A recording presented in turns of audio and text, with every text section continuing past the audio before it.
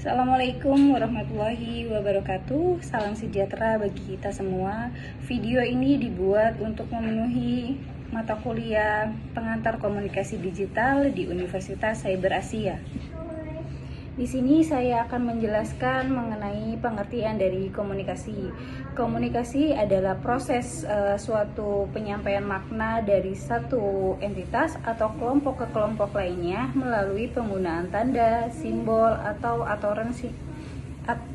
aturan semiotika yang dipahami bersama.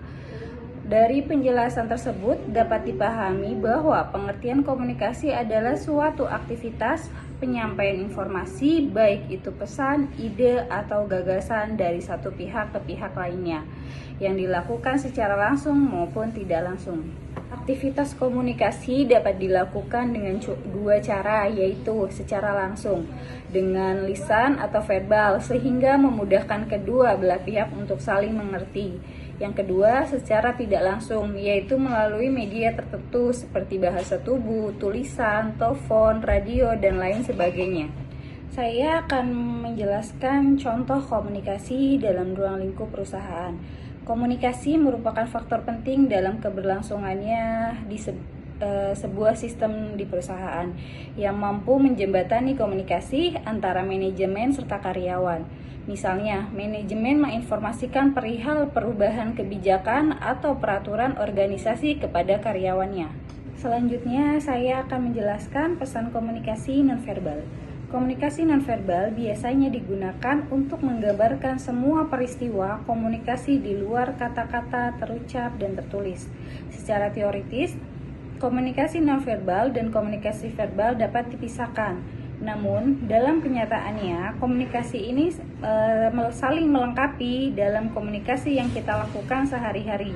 Yaitu satu, repetisi, yaitu mengulang kembali gagasan yang sudah disajikan secara verbal. Misalnya dengan mengatakan penolakan, yaitu dengan cara menggelengkan kepala. Yang kedua, substitusi, yaitu menggunakan lambang-lambang nonverbal. Misalnya tanpa sepatah kata pun kita berkata, kita menunjukkan persetujuan dengan menganggukkan kepala. Yang ketiga, kontradiksi, menolak pesan verbal atau memberi makna yang lain terhadap pesan verbal. Yang keempat, komplement, yaitu melengkapi dan memperkaya makna pesan nonverbal. Ya, saya menjawab pertanyaan nomor 3, yaitu komunikasi efektif. Komunikasi efektif adalah pertukaran informasi, ide, perasaan yang menghasilkan perubahan sikap sehingga terjalin sebuah hubungan baik antara pemberi pesan dan penerima pesan. Pengukuran efektivitas dari suatu proses komunikasi dapat dilihat dari tercapainya tujuan si pengirim pesan. Pesan yang tersampaikan dengan benar dan tepat sesuai keinginan sang komunikator, menunjukkan bahwa komunikasi dapat berjalan secara efektif. Komunikasi efektif terjadi apabila pesan yang diberitahukan komunikator dapat diterima dengan baik atau sama oleh komunikan, sehingga tidak terjadi persepsi. Komunikasi efektif berarti komunikator dan komunikasi sama-sama memiliki pengertian yang sama tentang suatu pesan. Kegiatan komunikasi akan timbul jika seseorang manusia mengadakan interaksi dengan manusia lain. Jadi, dapat dikatakan bahwa komunikasi timbul sebagai akibat adanya hubungan sosial.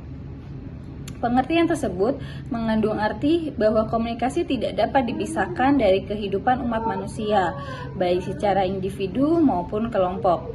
Kesalahan komunikasi bisa berakibat ketidakmaksimalan hasil yang diperoleh. Salah satu poin penting untuk menghindari hal tersebut adalah mengetahui halangan yang sering terjadi dalam sebuah komunikasi yang efektif. Komunikasi seringkali tidak tepat karena salah mengartikan bahasa tubuh.